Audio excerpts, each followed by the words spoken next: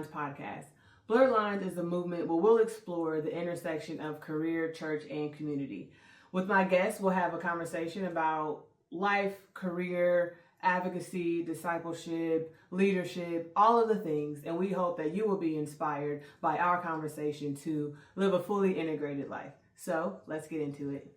Hi, thanks again for joining the Blurred Lines podcast. I'm Zanae, your host, and today I am here with my friend, Pastor G, John Gurton Jr., pastor. We work together at Martin, community leader, advocate, father, son, media specialist, blurring the lines between all the things. And so as I was going through my list of people that I needed to talk to, you obviously were top of the list. So I'm so proud of you. I want to talk through all of the things. Okay, you talk to it. So yeah, Pastor G. And I have never called you John or anything other than Pastor G. So we're just going to go with that. That's fine. Okay. Tell us, who is Pastor G? Where did you come from? How'd you grow up? How'd you... I'm going to make this as short as I can. I'm from Indianapolis, obviously. I'm from Indianapolis, born and raised in Indianapolis. Went to college, Ball State University. I went originally for architecture, but I had already been doing media stuff. And so I decided to move from architecture to communications. And so that was the first year that the David Letterman building opened up on Ball State's campus. So they had brand new facilities, brand new stuff, state of the art at the time, state of the art everything. And so I went ahead into that. I was also DJing on campus, so we did some sort of transformative things on the radio station there. I did radio news at the PBS station there when I was at Ball State. And then ultimately I graduated and then came back to Indianapolis. When I came back to Indianapolis, I really couldn't find a job, which was really weird to me because I had done so much media work in the city. I started it when I was 15 with Indiana Black Experts Youth Telecommunications Workshop, which ultimately I think they call it YVI or some Youth Video Institute now. But we started out years ago, Yolanda McGee and Charles Williams and Gary Holland, who they hired from Xavier University as director of their piece. And, you know, we were doing some amazing things then. And so when I graduated, I thought, oh, okay, I can come back to Indianapolis and everything be cool. I came back to Indianapolis, I couldn't pay for a job in Indianapolis. So I ended up working for a chiropractor and in the mall, in the Washington Square Mall. It was like one little kiosk? Yes, it was horrendous. And I left there and took a job at a company called Compulence. I'm about the only person in the room with a degree. Right? It was ridiculous. We were scanning documents for a litigation company. And right then, right around the time I got there, I got a phone call basically asking me if I wanted to be a tour manager for a popular R&B group back in the day called High Five. And so I was like, oh, I'm trying to, settle in. I'm trying to get a job. I'm trying to do my thing. Do I really want to do that? Like, what is that? I had just announced my calling in the ministry, to be quite frank, in like September or something. And so I was scheduled to preach my trial sermon in November of 1993. And here I get a call to be a tour manager for an R&B group traveling the world, right? And this ain't no local jocal situation.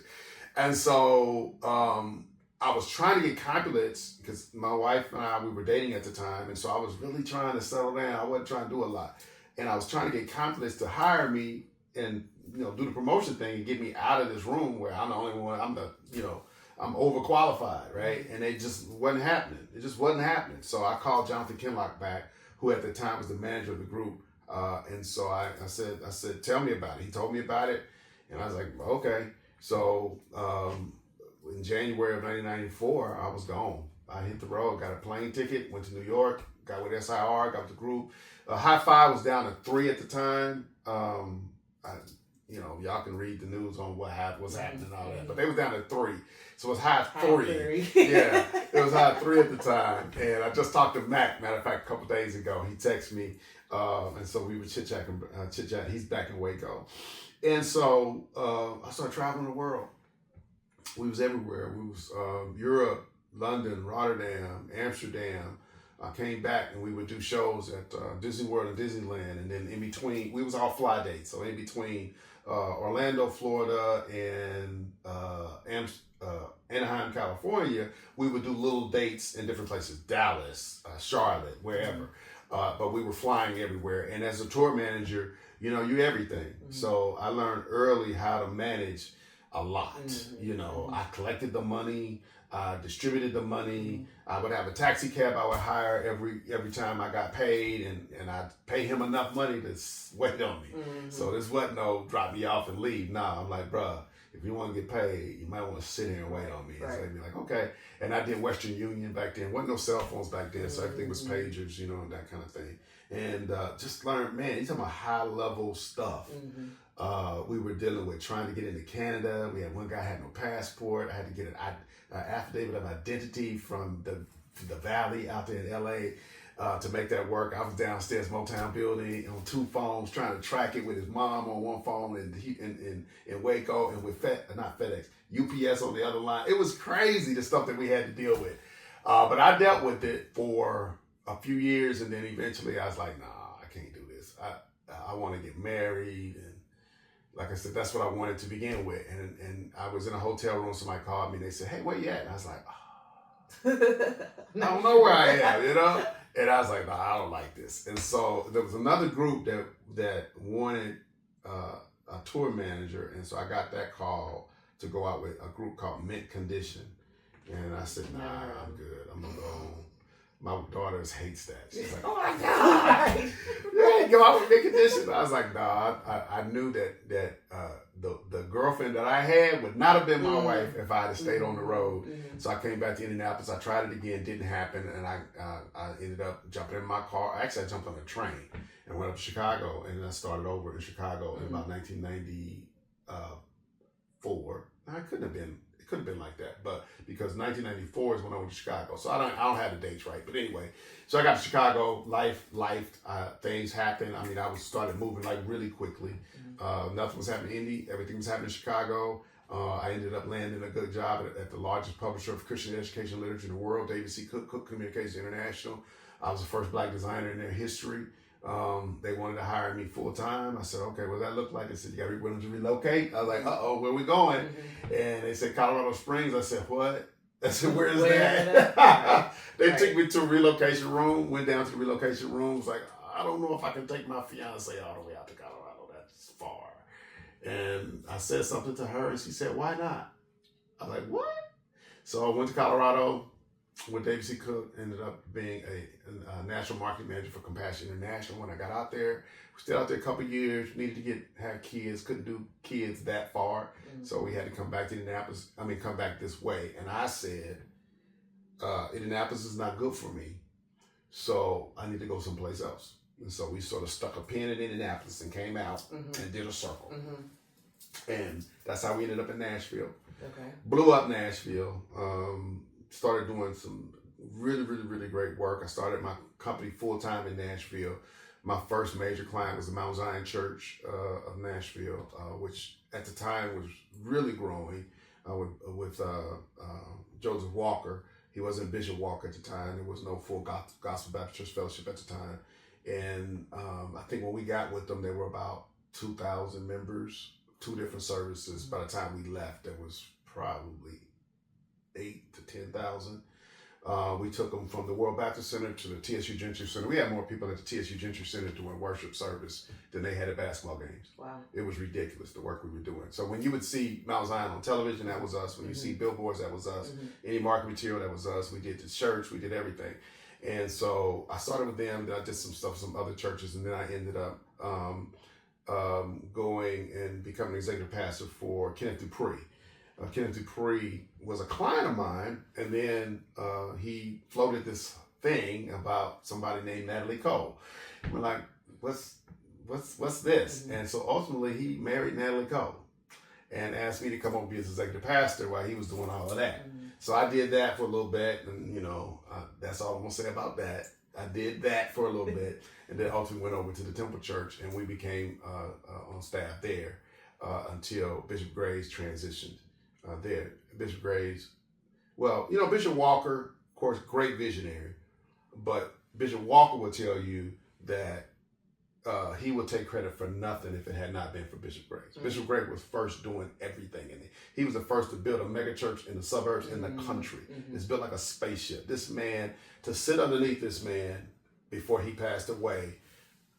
Matter of fact, I talked to his wife yesterday. She called, Lady Grace called and encouraged us on yesterday, so we're still connected like that. I mean, this dude was just amazing. So I've sat under some amazing visionaries. I don't care what nobody say. These cats were doing it on a whole nother,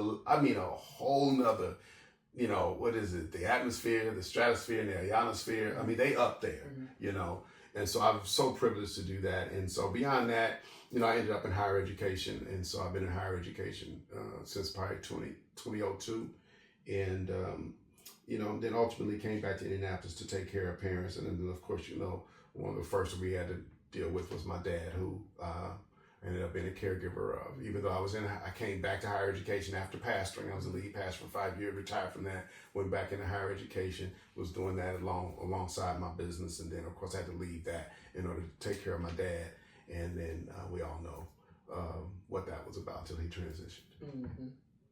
So you always were working for the church, like in the church industry, if you will, like pretty much. Yeah. I don't know that I would say always. Just from the. But I've always been in the church because Dad pastored 27 years. Yep. Uncle pastored 50 years. Yep. So I've always been in it. Just close. I can't say that I was always doing things for it, but there was a point when I got home from college. My dad's church was trying to apply for a renovation loan, and they were pulling receipts off of the little calculator thing. And coming from college, you know how we do. We come in, I was like, why are you doing that? I don't think that's going to work. I think there's these things called balance sheets and income statements and profit and loss statements and whatnot. I think y'all need that. So we need to move this over. And so that's when I really started to go, okay, I think there's some other stuff we could probably do to help. Yeah. And I brought my graphic design skills in. Not a lot of video stuff because it was too expensive to do back then. But that's kind of how I started with the church, is looking at my dad's church and seeing what they were trying to do and going, that's not going to fly. Yeah. So. Yeah, and I appreciate that because I think similarly, after college, I came back to my church, have this accounting agreement, like, you need to be a trustee. And so then learning the business of church and the behind the scenes and how stuff. that interacts with. Yeah, and I think people just don't understand the business side of church. Most right? definitely. Churches need to be doing this. Churches should give. Churches should do this. It's like, well, if you really understood the finances behind the church and how everything operates, you probably would have a different perspective. Correct. And when you're showing up here in service, you don't understand what's happening behind the scenes with the Monday media and Friday, all of the other stuff that has to happen. It's a lot. So I always, it's a different perspective when you're on this side of it. I think both of us have also maybe transitioned away from, well, maybe not you as much, but just like working in the church, the behind the scenes. And how has your perspective shifted a little bit, or has it, on like being a pastor of a church versus not working for churches or working in the church, basically.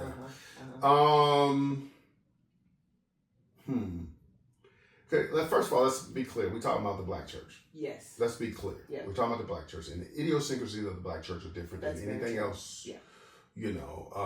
I'll be the first to say, none of that minimizes the necessity of the black church. Yeah. The black church was born out of necessity. Yeah. We had to push back on a theology that said we did not deserve salvation. Yeah. So the black church has its place. Right. I don't like that King had to articulate that 11 o'clock is the most segregated hour. I don't like the fact that that is true, and it is still true to this day. But let's just get that out. Yeah. The black church is necessary. However, the black church does have some habits, if you will. I'm trying to be nice. Habits. The church has some habits that are unhealthy.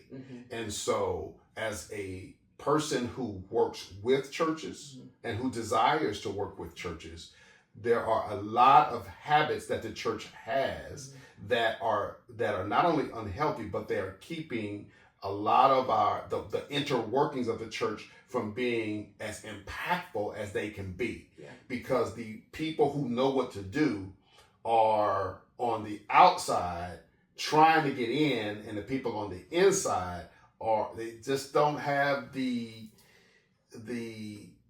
I don't know if it's the business acumen or they don't have I don't know what all it is they don't have, but they don't have the vision or something to recognize that if you got a degree in theology, then let's be clear, you don't have a degree in technology. Yeah. And so you should be dealing with that and letting a professional who does do technology. Yeah. If you have a theology degree and you have a background in finance or whatever, you can, definitely, that makes sense that you would have input in that regard. But let's be clear, God has called you to write the vision and make that vision plain. He's called others to read the vision and to run with it. And I think where we mess up is that us as clergy or lead pastors or church leadership often in an effort to contain the cost of doing ministry rather than go to the professionals, which we know is going to cost you, we look in the pew and say, we ought to be able to find somebody in the pew that can do X, Y, and Z, or somebody's got an interest in it, or somebody who may kind of dibble and dabble in that. That's not a professional. Right. And that becomes the challenge of working with the church, is that we have to compete with these pew people who oftentimes gets the church into things that the church ultimately has to get out of. Yeah. And then we have to come in and sort of clean it up. Yeah. And so my view on the outside is that we really need to work through getting beyond these ideas that we don't need to go to professionals to do work for the church, because we do. Right. We need professionals. If you don't have professionals on the front side, you're gonna need professionals on the back side to clean up the stuff that you've gotten into. And I ain't talking about what I heard. I'm talking about what I know. And it's not too different than even the work that I do in helping with small businesses. Yeah. It's like you are the business owner. You want to open a business doing healthcare or construction. You're not an accountant. You're not a lawyer. You're not a marketing person. Hire or get engaged with those professionals to help you build the thing.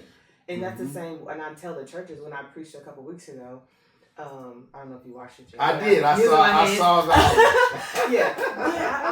That's always my thing. Like, if God has given me this specific skill set, because He gives all of us gifts and talents, why would I not use that within the church in the same way? And so that's how I'm always approaching it. Okay, like, do you need help with your finance stuff? It shouldn't be the pastor doing it. No. Also, your pastor shouldn't be on all the bank accounts and spending the money. Correct. Like, let's just talk about this from a business perspective, because then at some point you're gonna want me to come in and clean it up, and I'm trying to help you on the front end and say, don't even set it up that way. That's a thing. It's a thing. Okay, but now let's be honest about the backside of that thing, because I talked about the front side. I talked about the vendor who's trying to work with the church. Now let's talk about the backside. Yeah. Because once I became a lead pastor, and don't get me wrong, I've been an executive pastor, I've been on pastoral teams, I've been everything, right, in the church. But once I became a lead pastor, let me tell you what I started to see. I started to see people who didn't want to push back on those bad habits. I don't know what else to say. Sure. It's like as if this mentality was so entrenched that people wouldn't let the church progress in some, I don't know what else to say. Yeah. It's like the culture around the organization, not the organism, but the culture around the organization was sold out so much for this old traditional way of doing things that even when you brought something, it's like it was almost like deer in the headlights. Like, what? Well, people don't like change. I mean, there's a whole... that's a good way of saying people, there are people that specialize in change management for that reason. You may be doing something, it doesn't work. It's hard. It's time to innovate. But because I don't know how to do anything different, I don't understand what you're saying. Man. It doesn't make sense to me. I'm comfortable here, and so I just don't do it. And so I push back because you're wrong. This has been working for 50 years. And so it almost starts with like it's a mindset. Mm-hmm. And so I actually went to this workshop a couple weeks ago on AI. Mm-hmm. Everybody wants to use AI now, all these different tools. Mm-hmm. And yeah, we can implement it at work, but if 50 people are using it 50 different ways and 50 different tools, it's not really helping with efficiencies. Yeah. But how do I tell my finance team, here are some practical ways that we can use this as a unit to make what we do better and more efficient and faster and help it make us smarter. Mm-hmm. But it starts with the mind. Like, we have to be willing. It's a cultural shift. It's a mindset shift versus just saying, here's this new thing. Figure it out and figure out how to do it. And a lot of that we're getting into wading into a lot of biblical waters when we're talking about that. And this is the things that we're talking about is a direct conviction on the church, because just because they did it doesn't mean that you should do it. It's kind of like what do they say? What should we start? What should we stop? And what should we keep doing? Or something like that. Continue. Yeah. That question needs to be asked. And we have too many churches that don't have succession plans. We have too many churches with leaders that are sitting in these spaces too long that are allergic not only to change, but they are allergic to moving out of the way or whatever. And this, we've got almost a renaissance here in Indianapolis. It's just like new people all over the place. But let's just be real. And some of those instances is because people have done got tired, people have died, people have, and other things like that. And we got some pastors even right now who I worry about, because I'm going, dude, you should have been gone 30 years ago. Sure. And you're still holding on. So when I walk into your building, what am I going to see? I'm going to see light bulbs out. I'm going to see carpeting needs to be cleaned.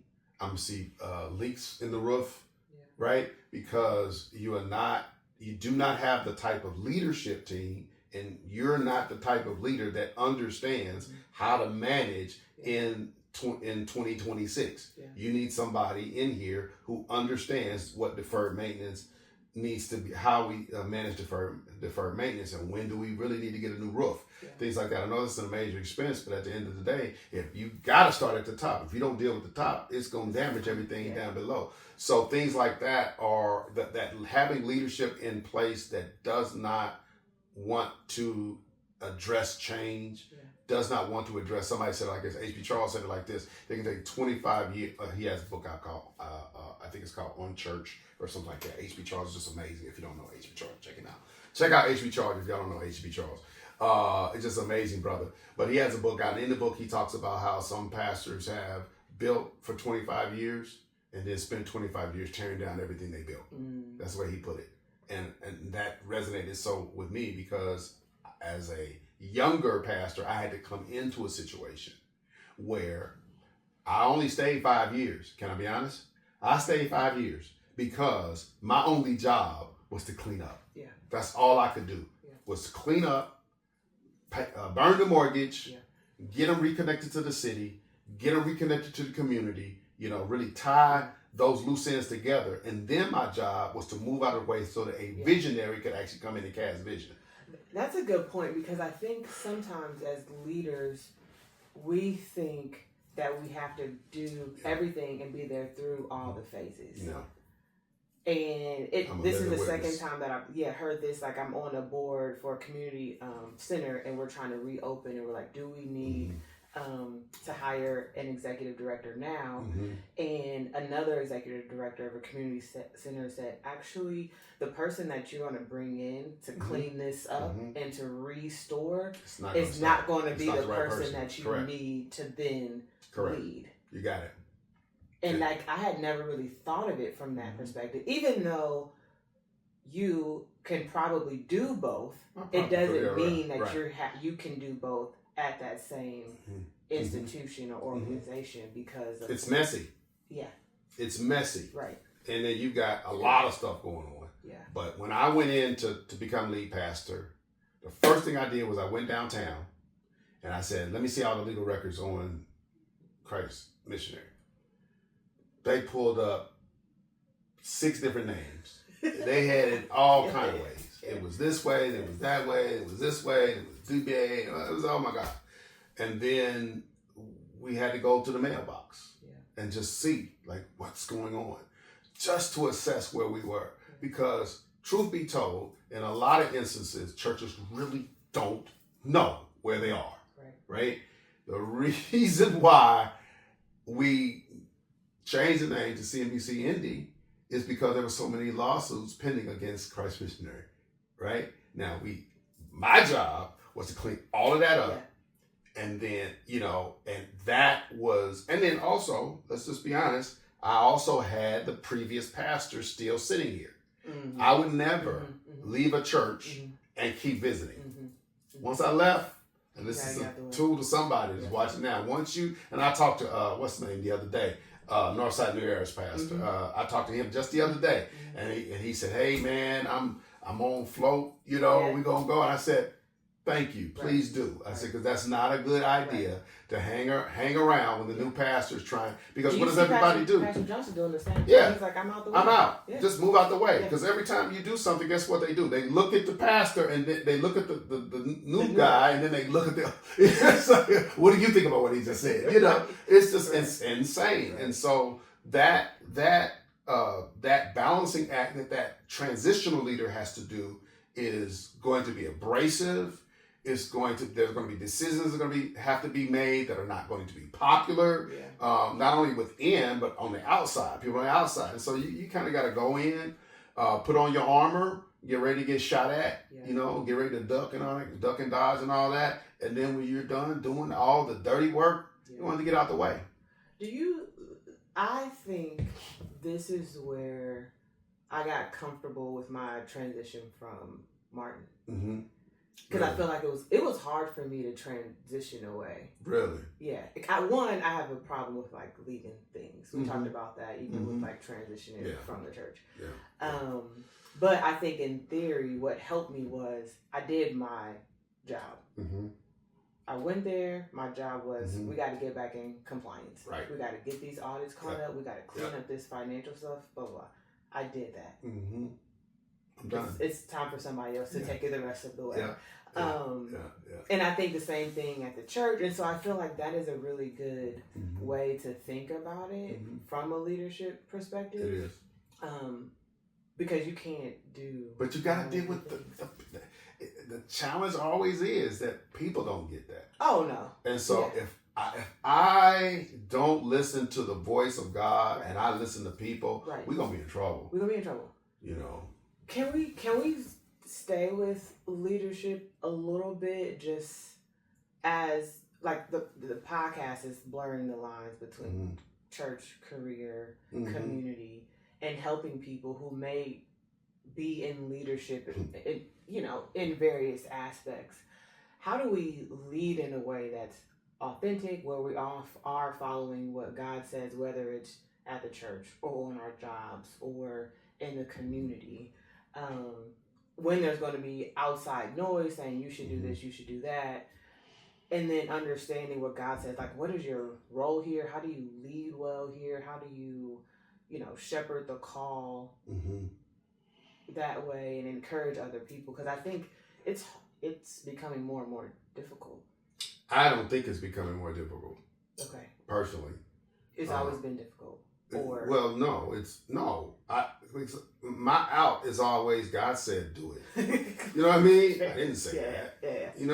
I didn't say that. He said it. Yeah. I'm just doing what he said, right? I'm submitting to him, and all he's asking y'all to do is submit to me. Yeah.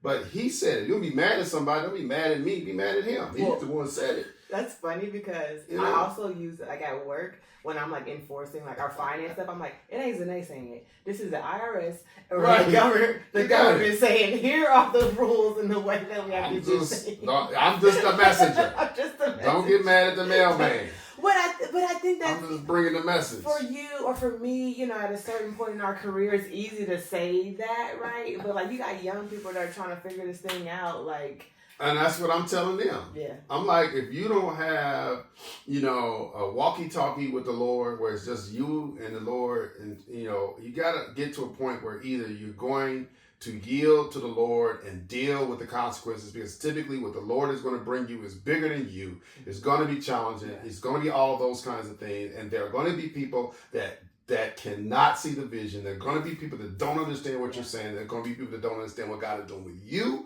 and what God is doing in the big picture. Mm-hmm. And oftentimes you don't know what God is doing in the big picture. But when God says, sleep in a tent on the street in the most violent area of the city, then you sleep in a tent on the street in the most violent area of the city. You don't worry about food. You don't worry about water. You don't worry about safety. You don't worry about police. You don't worry about gangs. You don't worry about guns. You don't worry about fires. You won't worry about that. You just do what God says do. Yeah. And that's what I do, period.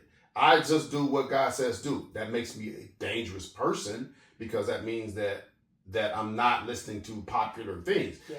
But here's the other thing that it does for me. Because you talk about leading authentically. The way I lead authentically is I just do what God told me to do. Yeah. It's just me.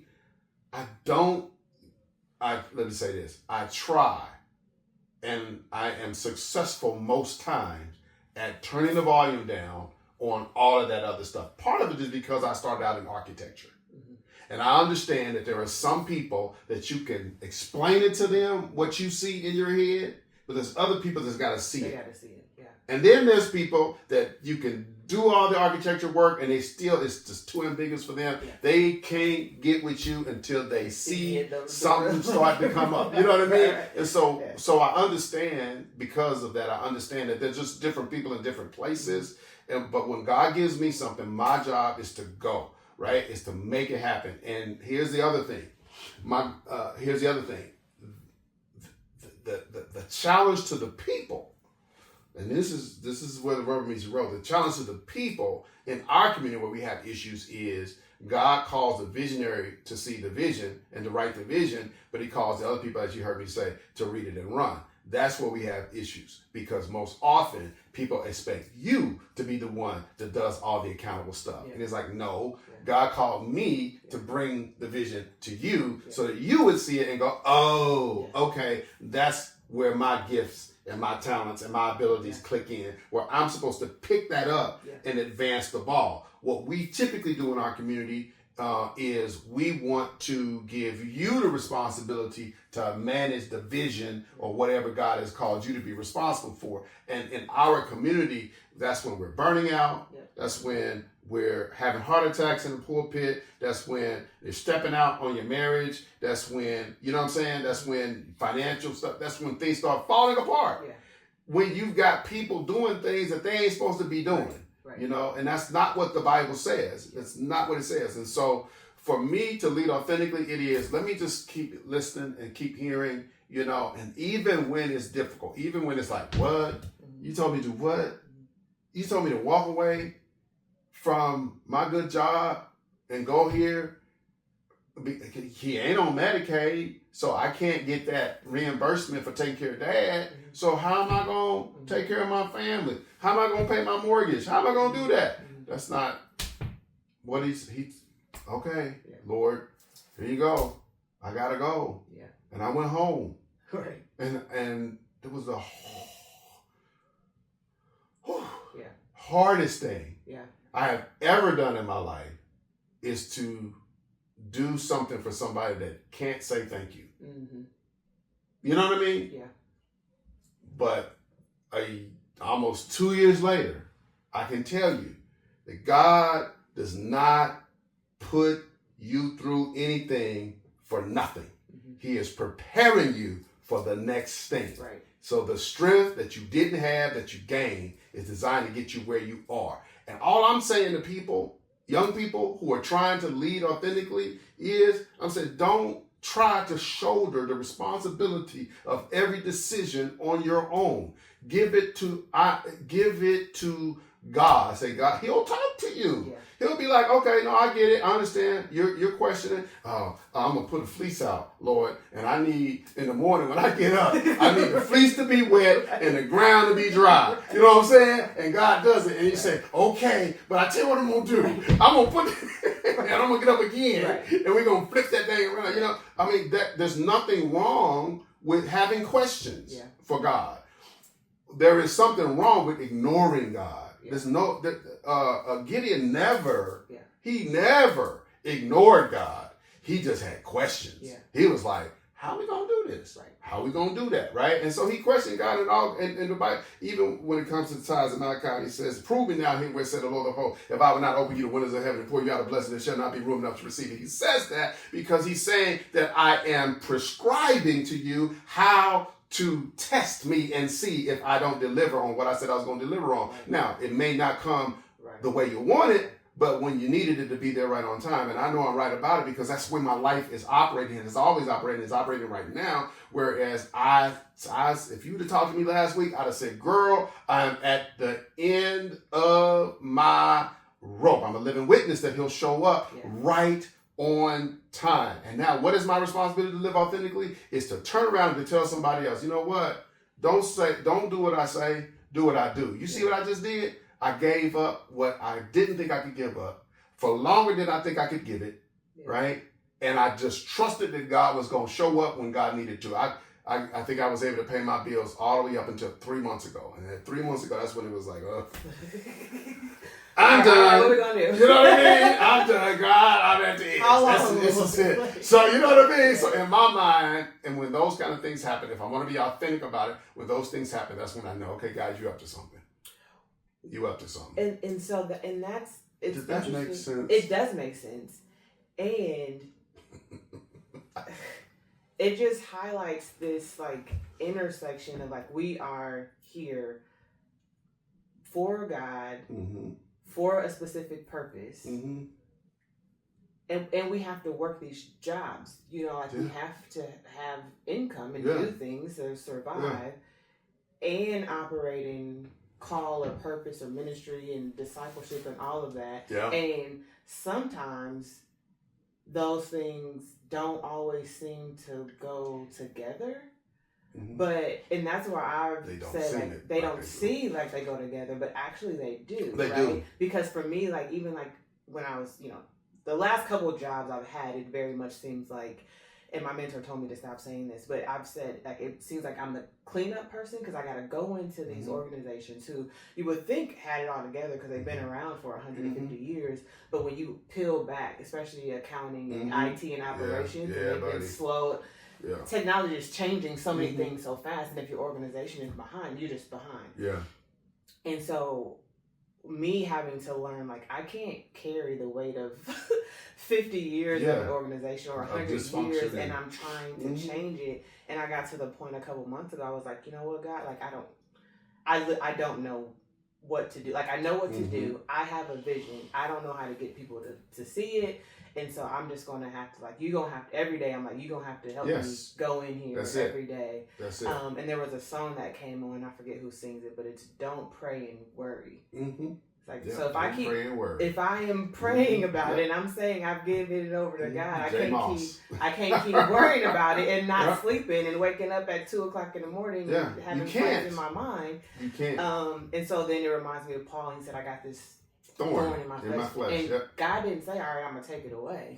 He said, my grace is sufficient. I'm going to be here with you. I'll never leave you and forsake you. And so like leaning into that part of it, that even if it doesn't change right away, I'm still showing up authentically because I've given it over to God. And whatever happens today and tomorrow is what he means to happen. And at some point, it'll make sense. And I would say this. Oftentimes, the things that we decide to go in and change, God is not calling us to change it. He's calling it to change us. Right. So we're the ones that end up different after it's all said and done. Yeah. And I think that's another challenge for people that go into something. Because I had somebody, they were somebody that went in to become executive director of this local nonprofit. And I was reading some things she had on Facebook. And I was like, she's struggling. And so I went to the side and I sent her a message. And she just She was like, yeah, I don't. Yeah. I don't. And I sent her that simple message that, sis, you got to remember that sometimes we go in with intentions to change things. Yeah. But that's not what God desires. Mm-hmm. God desires you to go in for that situation to change you. Yeah. And there's been a lot of times where, again, trying to be authentic in my leadership, I have to admit to people, while I came in to change this, I can't. Yeah. It is designed to change me. Mm-hmm. And I'm okay with walking away thinking different about where I just left. Mm-hmm. I'm okay with that because he gave me that, so I go into the next thing. And he gave me that, going to the next thing with the right mindset, but he also gave me that so that as people watch me, they can, if they are going to ask me, how'd you do that? How'd you complete that? How'd you figure that out? How'd you, and I can tell them authentically, I did it because I listened to God. Yeah. God, to your point, if God leaves the thorn in, or if God, let's talk about the touches. If the angel touched the socket of my hip and I'm limping around, right? Yeah, he's basically saying, I need people to see you differently. Yeah. Oh, that's deep, isn't it? Yeah. He's, I want them to see you limping. I want them to see you different and wonder, I wonder what happened, right? So I want to see you in this next job. I want to see you in this next nonprofit, or on this next board, or in this next election. I want to see you differently than the last time I saw you. And I want to see how you show up with that limp. Yes. With this hard time. And while it should change us, it should change us for the better. It definitely and so should. I shouldn't walk in and I've got this attitude and I look stressed and I'm bitter and I'm mad at everybody and all these things. Yeah. You've got to still walk with the limp and have your head high and still represent Christ and be positive, all of the things. And we have to encourage all of that. Right. We have to encourage even the person that has fallen on hard times, that person who has had a mental diagnosis, that person, who has lost everything, that person who, just didn't have the cards come out. We have to manage all of that. And I think God prepares us as people of God to be able, through our experiences, to address the different needs that he addresses. And you and I both know that when you stand up and preach, you don't know, you're not preaching to a specific situation. You're just doing what God called you to do. And then they'll come to you and somebody say, oh my God, it's like he was talking just to me. Right. And you're like, okay, you hug them. And then the next person, oh my God, it's like you was preaching. How did you know? Right. Get out my house, stay out my closet, And it's like, well, no, that's not really what's happening. God has just equipped us and prepared us through what we've gone through to be able to utilize the Word of God to address a plethora of situations and circumstances for the better. So, I had a guy one time, I was preaching at Second Missionary Baptist Church of Kokomo, and this dude stood up the whole service. I mean, he was sitting about the third row, and he stood up the whole service. And afterwards, he came to me, he says, man, you have no idea how everything you said was my whole life. You just, my whole life. And then lady in the balcony on last Sunday, when I was preaching on last Sunday, she came down and she said, Pastor G, every time you preach, she's like, I don't want you to leave because I don't know what to expect from the next person. Because every time you preach, it's hitting. And it's not me. It's that God has sent us through these things that changed me so that when I stand up, all those testimonies, all those trials, all those tribulations, all that suffering, all that mental calisthenics that I'm doing, he's using all that to be a blessing to the kingdom of God. And again, for me, that's authentic leadership, is when you don't hide the scars. Yeah. You don't hide the blemishes. Right. So. Yeah, I love that because even when I wrote my book about going through the CPA process, the point of that was to say, this was hard and I failed a lot, but I finished it. But I felt like people don't talk enough about the hard parts of life. Like, we just want to show up social media. Everything is so glamorous. Go take this CPA exam. It's so great. You'll make all this money. And nobody ever said, like, this is the hardest certification out there. Have you seen some of the stuff I've written lately? Yeah. And you can probably tell when you read it, it's like Gert's like putting it out there. Yeah. I'm like, I need y'all to know. Yeah. Pastor's hurting. Yeah. Pastor, this is tough. Yeah. And even when you see us, Right. you got to know Yeah. that we're working through We're working through it as we're, Yeah. you know, In one post, I may say, you know, I'm about to blow up this place because everybody getting on my nerves. In the next post, I'm like, the Lord is like my strength, right? Yeah. Like, The Lord is my light and my salvation. I'm working through Boom, it every day. The I'm Lord is the strength of my working life. through it. Right, and be like, and then you turn around, and this, okay, let me get preaching for a second.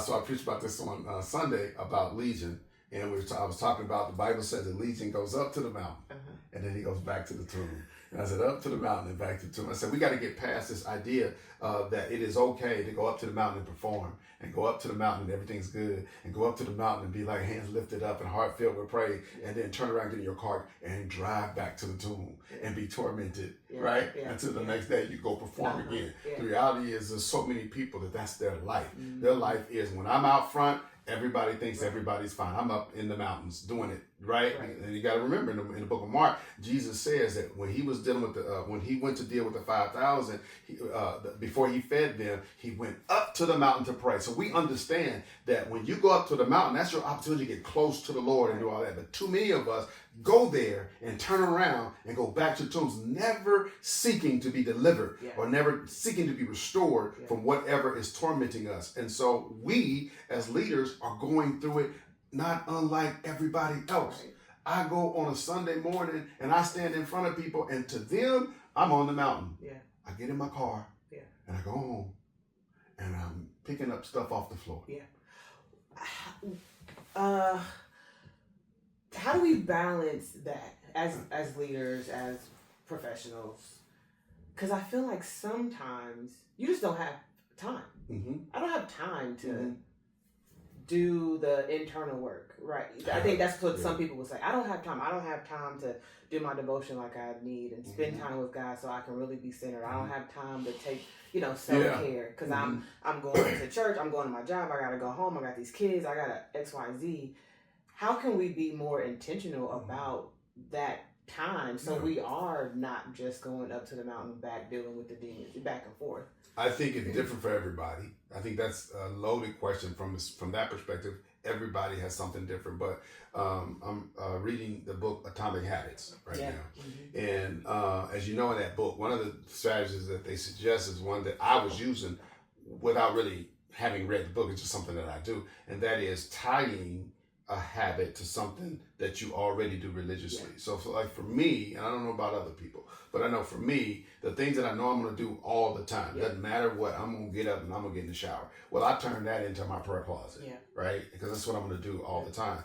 And so there are other things that I want to say, okay, well, I need to, do X, do Y, do Z, whatever that thing is. And so my goal always is to find something that I already do religiously and tie something that I need to that.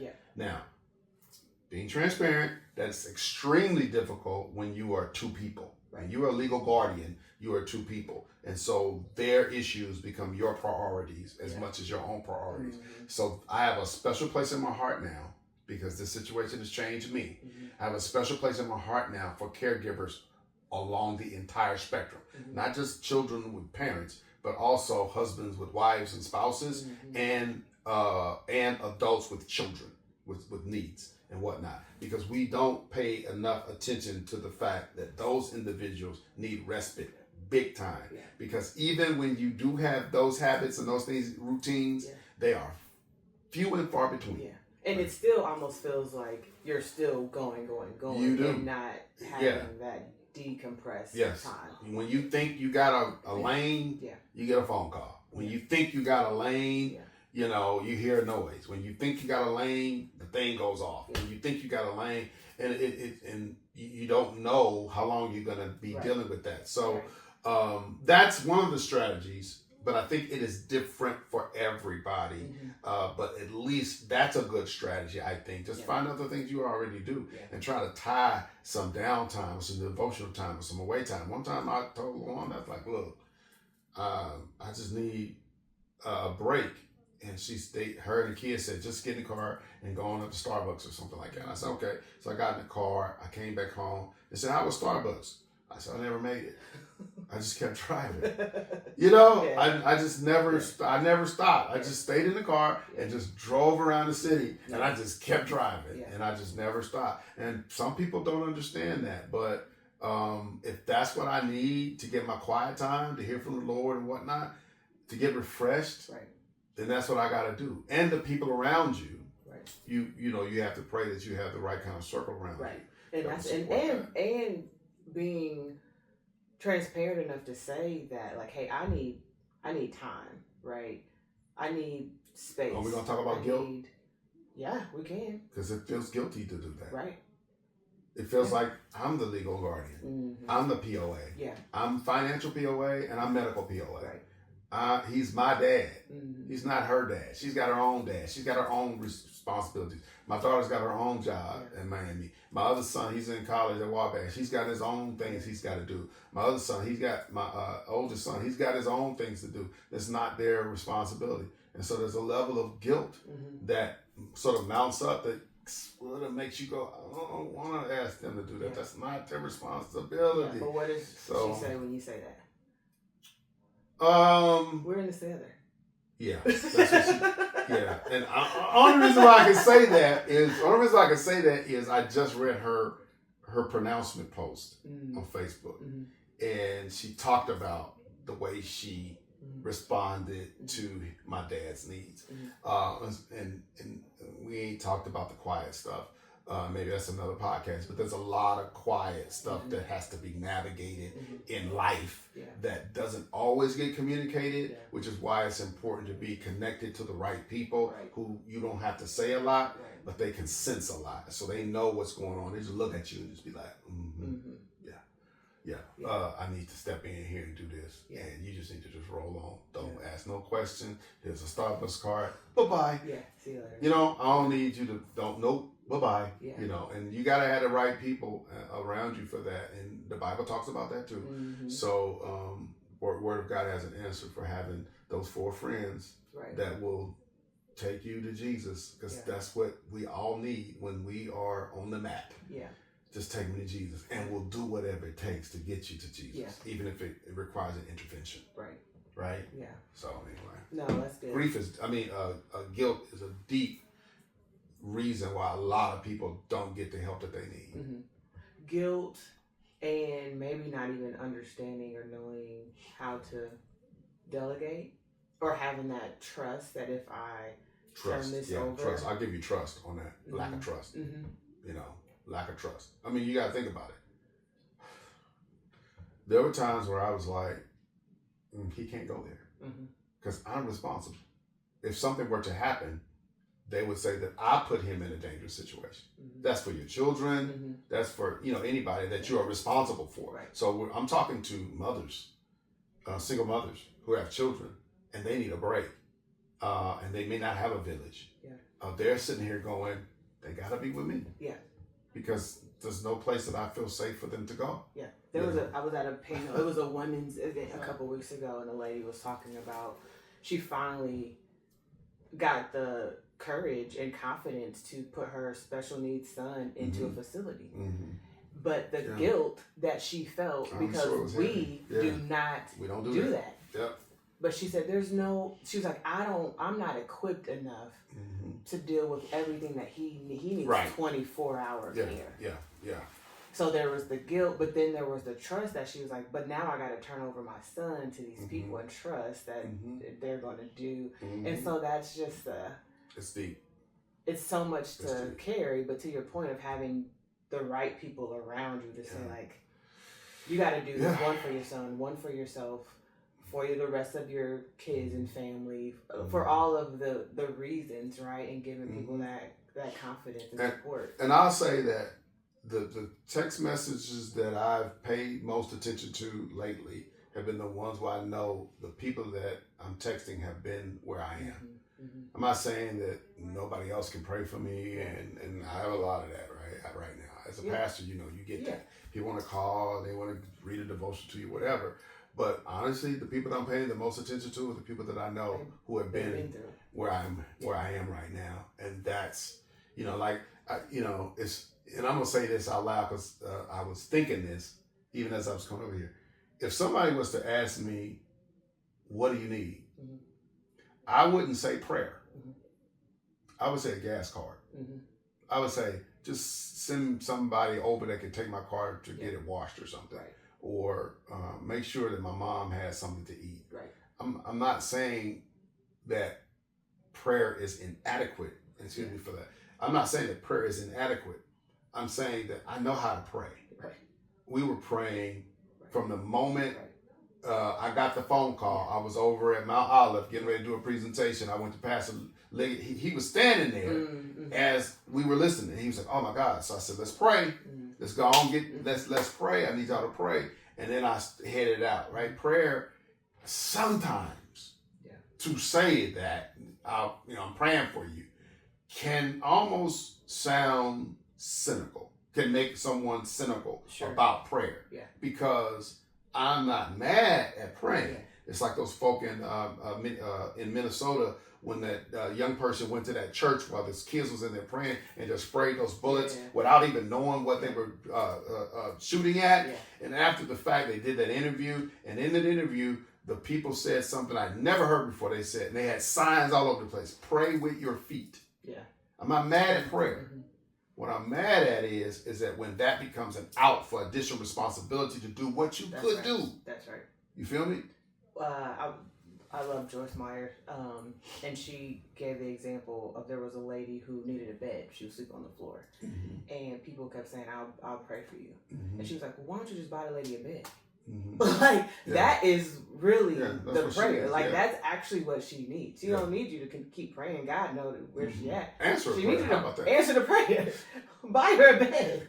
And so there's the practical. And then even sometimes when we say I'll pray for you, you don't even actually pray. Mm-hmm. If you don't say you're gonna pray from let's just pray right now then. Mm-hmm. And so I've even tried to correct myself recently and not just saying I'll pray for you mm-hmm. because I'm actually what just pray then in that moment versus saying I'm gonna go pray for you because mm-hmm. I'm gonna forget. Yeah. Right? Yeah. I'm gonna just say I'm gonna pray for you. Mm-hmm. Or what do you need? Or don't even, like you said, you can ask people, they ain't gonna never say what they actually need. Yeah. But I mean now that and again, you gotta understand, I did probably 10 funerals last year. 2 of them for the same mother who lost both her children, her only children, Sister Cordelia. I worked on both of those funerals. Always been there for other people to stand in the gap during that. In February, my mentor died. In last March, one of my students passed away in Atlanta. And in this month, my dad has passed away. This has been the first time, and I've been preaching for 39 years or something crazy. This is the first time it's been me. Mm-hmm. Right? Mm-hmm. So much so that I had to call my aunt and say, you got to be the eulogist. Mm-hmm. And everybody thought it was going to be me. And I said, no, I can't. Mm-hmm. I said, on this time it's me. Yeah.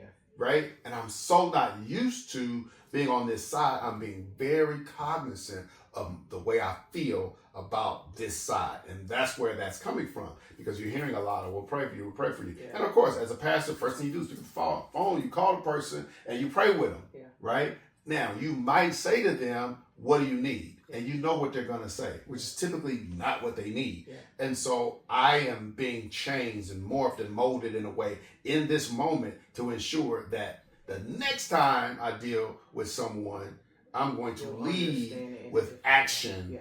And I'm not saying I'm not going to pray, but I am going to lead with action. Now, with my prayer stuff, when I do say that, typically, I'll be honest with you, my wife will tell you, I'll pull over, I'll stop, I'll do whatever, and I will say a prayer for somebody whenever I say that. Yeah. But I am more inclined today to pick up my Cash App and be like, send me your Cash App. Yeah. I'm more inclined to do that today than I was before because I understand that oftentimes what people need, they don't always verbalize. Right. And prayer sometimes can make folks a little cynical. It's like, okay, you praying for me. Okay. Yeah. That's cool. Right. Appreciate it. Yeah. Next. But what's the impact? And to your point, sometimes people don't know what they need. I think I was talking to a friend before. I was like, I can come there and spend money and be with you, support you, or I can give you the money that I was going to spend to do it. What is more impactful here in this moment? What makes the most sense? That's real. But at least you got enough sense to ask the question of, you know what I mean? Instead of assuming that this is what I can do, and this is what I can do, this is what you need. Like, wait a minute, slow up. Yeah.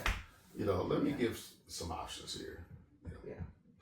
Well, I'm sorry that you're going through that. I do feel like God is using it, like you said, and your ministry will be greater. He is. On the other side. I did want to talk about one last thing before we wrap up. Partly because you're Pastor G, but not pastor of a church in a traditional sense. And sometimes you still step in and do some interim stuff. I do. But ministry outside of the church. I talk a lot about, just like the church thinks it's got to be the end all be all, and the church is doing all this stuff in the community. But then there's people that say churches should only be church and not deal in advocacy and community stuff. But as we think about the gifts that we have, we actually don't only have to use them in the church. And we see different ministries, what I'm trying to do in the discipleship movement. There's the AND campaign that I had asked you about, and just like other movements that are happening outside of the traditional church building. What are your thoughts on that, and how do we address people who say like, he a pastor but he don't even have his own church? It's like, okay, but like he still shepherds people and leads and whatever, so you don't have to have a church building in order to still do the work of ministry. Let me couch it in this. First of all, I was one of the first to launch a virtual ministry in 2008, where I preached to a camera every Sunday from all over the place. I understood early on the proposal that I wrote to launch that. I wrote it when I was underneath Bishop Michael Graves. I went to Trevecca Nazarene University. I locked myself in one of their rooms, and I stayed there with the heat on. It was hot. I stayed there. I was sweating the whole night, and I cranked out this document called the Alive International. And Alive International was a virtual ministry. That was written in 2004. We launched it in 2008. And so as early as that time frame, I understood that the church can't just focus on the four walls. That there were people in places that needed to get what God's word says, and we needed to begin to position ourselves to package that message and get it to the people. And whether it's, the simplest way of talking about it is just translating it from English to Spanish or something. That's the simplest way of looking at it. That there are people that need it, but it's not packaged in a way that they can access it. So that's kind of the first thing I think that's important to know, is that I've thought this way for a long time. Now, for those who think that you have to have members, you have to have people in front of you, the first thing I would say is that's one of the most ignorant statements that anyone can make, that just lets me know that you've never read the Bible. You have no idea who Paul was. You have no idea what Timothy's role was. You know what I mean? You have no idea whatsoever. So that's the first thing, is like and that almost makes me go, okay, I really need not to pay attention to you because you're like so far off. So that's that. The second piece of that is that it's nice to have members because they help fund the work that you do. So it's nice to have members. But the reality is that the real work does not always cost money in that way. Because when you have a church, you need money. You got lights. When you have a church, you need money. You got a boiler in the basement, right? You got a church, you need money. You got salaries you got to pay. So yes, but when I'm at the gas station and somebody sees me and they say, "Are you a pastor?" I say, "Yeah, I'm a pastor." I got a question. This has happened multiple times, but I'm thinking about one in particular. I was on the Shell, at the Shell gas station right there on, I guess it's Capitol or something, and right off the highway by Methodist. And the guy asked me a question. I was like, what's up? And so he starts talking to me about the Bible. And I said, you know what?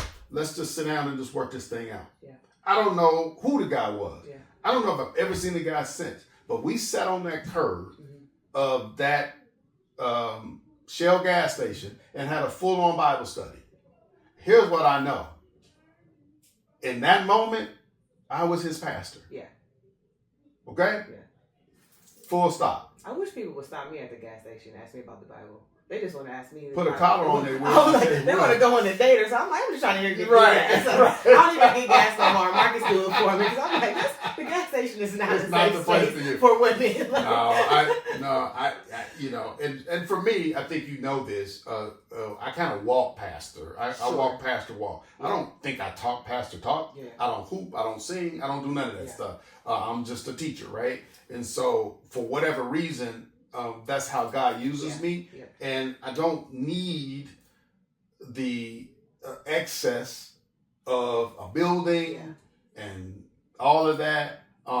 When God says that person needs somebody. The Bible says this. Jesus said before, in another area of Mark, he says, before he dealt with the people, he had compassion on them because they had no shepherd and began to teach them. That's how I feel. Yeah. I feel like my job is when I'm walking around, if I see something and God quickens my spirit and says they don't have anybody, in this moment, be that for them. Yeah.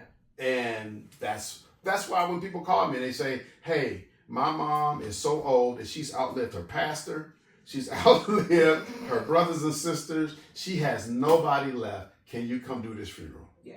And I'm going to say, yeah. I think, I'm going to say this. It does. The other part of that is, I think when we say church, people only think about the church building. Right. And so they're like, the church should be doing this, the church this, the Bible says the church did. And I'm like, the Bible does say that. But it refers to the church as the people, the individual folks. Yeah. So as individuals, I should want to take care of the sick and the poor and the unhoused and the other represented and X, Y, Z. And so I can do all of those things. And I don't have to do it within the four walls of a building. Yes. And just because you have a building does not mean that that building should be doing all of this stuff. Correct. Because you don't have the gifts. It really, to me, and this may be controversial, but this is just kind of a space that I'm moving in now, the church gathering is a place to teach people the Bible, worship God. The end. Now, if you have the resources and you can do other stuff, okay, great. But if that other stuff starts to get in the way of the teaching and the worshiping, we just see in the Bible, it's Holy Week. Jesus went in there and turned over all them tables because whatever y'all was doing was getting in the way of actually the teaching and the worship. Yeah, that's real. And I have no problem with that. I have no problem with that at all. And I think that, there was a time, and you may remember this, where when I would head to the church for Sunday, and I got tired of going in and they were doing Sunday school.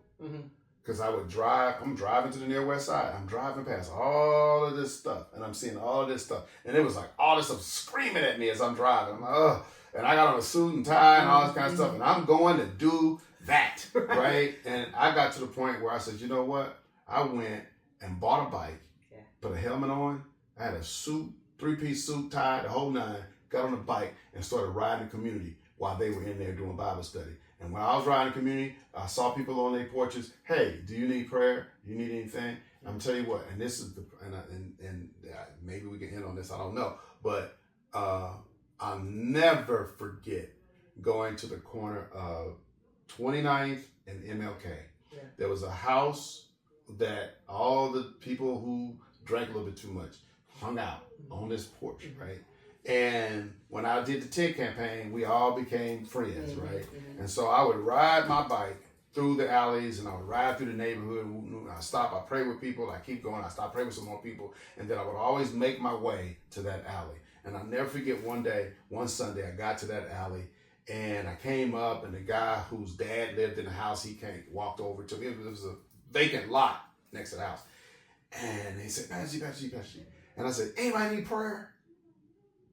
And let me tell you something. There were people almost getting hit by cars trying to get across the street. Yeah. Pastor G's getting ready to pray. I mean, let me tell you something. By the time I opened my eyes, the circle had doubled. You feel me? Yeah. With these people that I ain't going to nobody's church, but they're admitting that I trust enough in the God that he serves that I'm going to let him be my pastor right now and pray for me. Yeah. And God had to then speak through me in those prayers and whatnot, what we do. And then I get on my bike, I ride to the church and do service and say, it's prayer time. And there were people that wouldn't move. Yeah. You talking about disappointed. Yeah. That's probably the weightiest thing on me as a pastor is to know that there are people who have become so sedentary and comfortable doing that has gotten in the way. Yeah. Sitting here has gotten in the way. Yeah. Yeah. Coming here has gotten in the way. Right. Dressing up has gotten in the way with the fact that there are people right outside those doors that need the testimony that God has deposited in you, but you're sitting here in what we call your blessed assurance, right?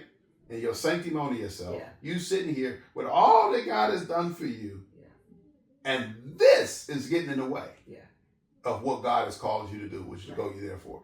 And that's probably the thing that hurts the most. And that's discipleship. And like that's the whole premise. And we can definitely end there because like that's the whole premise of this whole thing.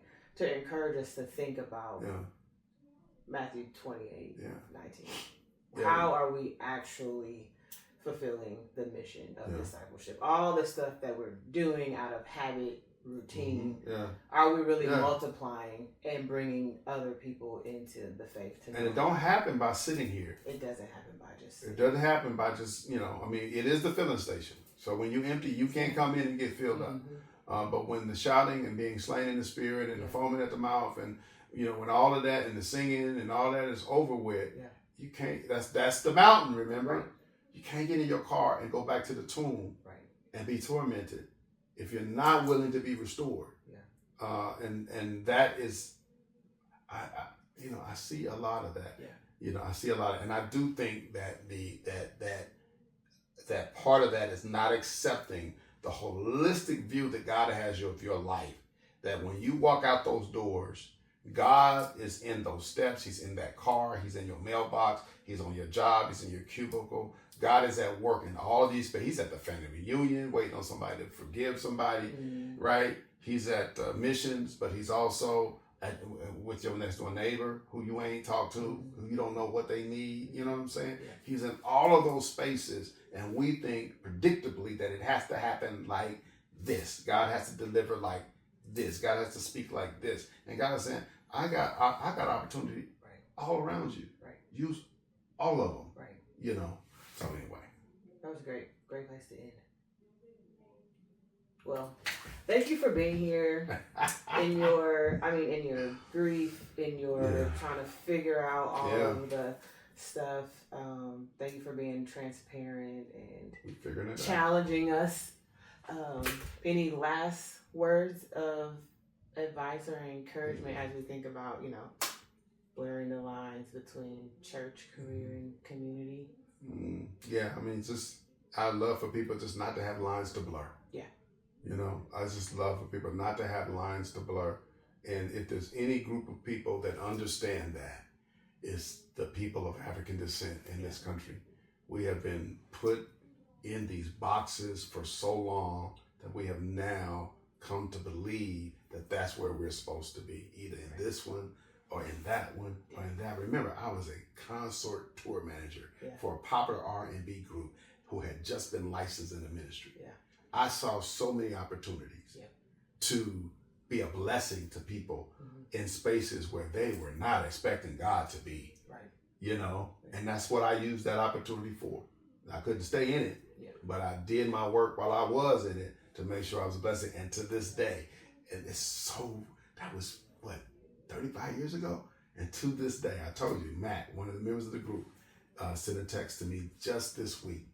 And I know that what started 35 years ago with them doing what they do, he knew, like what they call me Gert.